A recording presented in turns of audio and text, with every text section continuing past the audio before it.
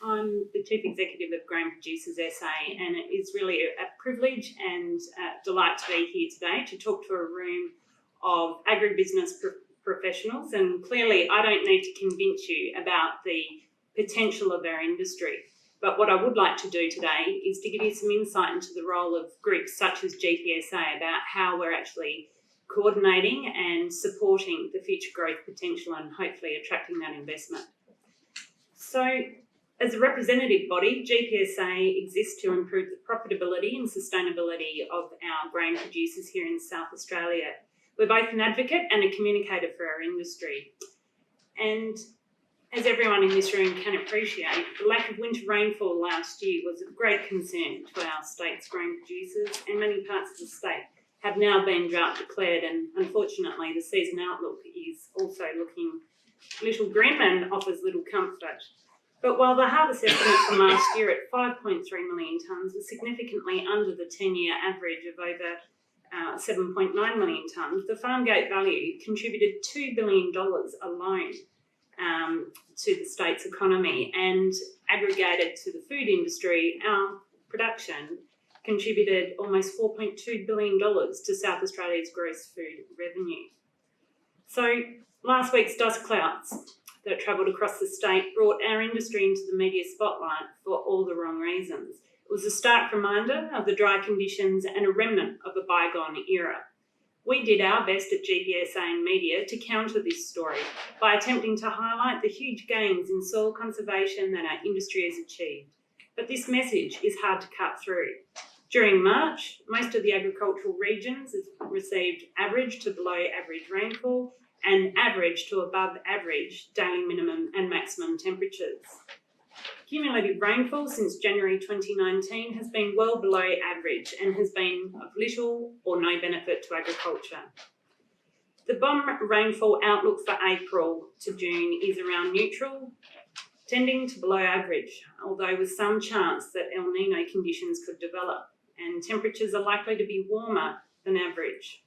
So while it is true that dust clouds are becoming more common on windy days, particularly from grazed paddocks, GPSA believes it's also worth considering the success of modern farming systems in halting this degradation despite the adverse season conditions. Everyone knows that no farmer would ever want to see the loss of their precious topsoil. The loss of organic matter and productive earth strikes the heart of productivity as the lifeblood of their enterprise. Most erosion continues to be from areas that failed to establish sufficient cover last year, or those isolated areas where soils have become bare.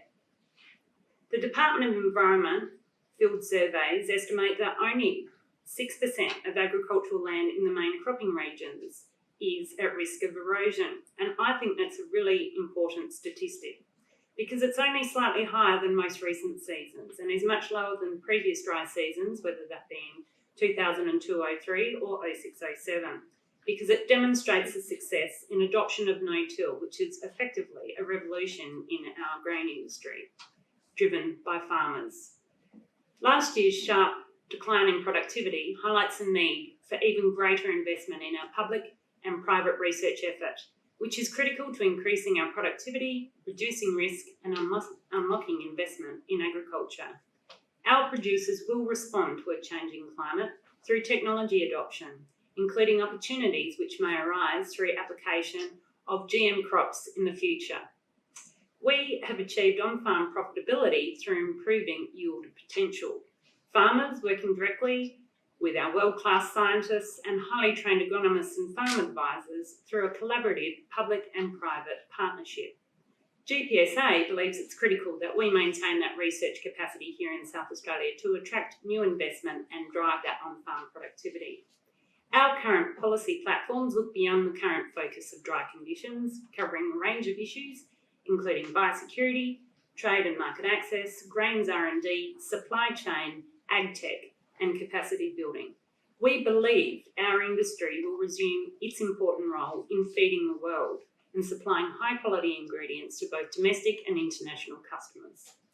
The sense of optimism is reflected in GPSA's most recent post-harvest survey of our members. demonstrating the majority of grain producers in South Australia look to the future with optimism. But to achieve our potential, the grains industry needs good public policy, targeted investment from government and the private sector, and a skilled workforce to meet the challenges of the future. And that's why GPSA is genuinely committed to partnering with governments of the day of any political persuasion to achieve success, and we remain fiercely apolitical in our endeavours. We are now calling upon the Marshall Government to partner with GPSA in establishing an industry blueprint to develop a shared vision for the entire value chain of the South Australian grain industry. This will guide investment and serve as a foundation for longer-term planning, capturing the ambition of the National Farmers Federation in their push to achieve $100 billion farm gate revenue by 2030.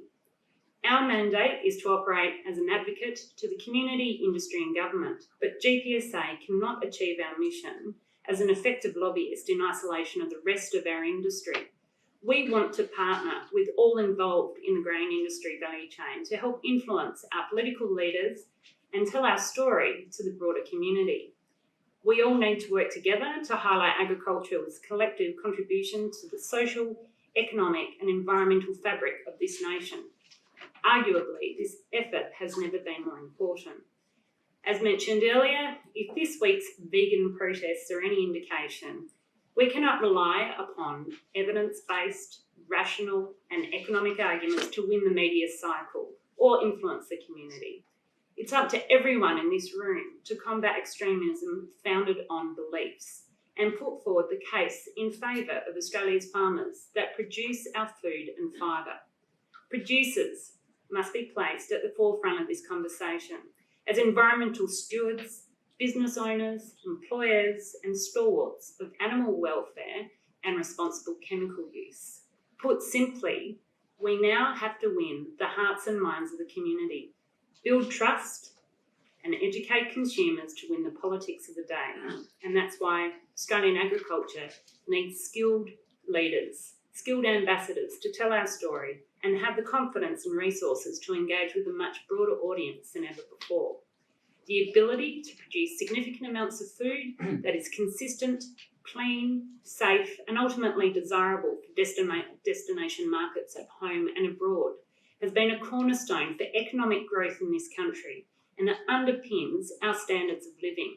The whole community needs farmers to remain profitable and sustainable. So events such as today are an important opportunity to showcase our broader contribution of our sector. And I invite each of you to work with GPSA in achieving our vision for the state's grains industry, contributing your expertise and supporting our work. So follow us on social media, subscribe to our newsletters, but more importantly, please look for opportunities to contribute to our policy task forces and forums and help establish this blueprint for our industry. Thank you very much.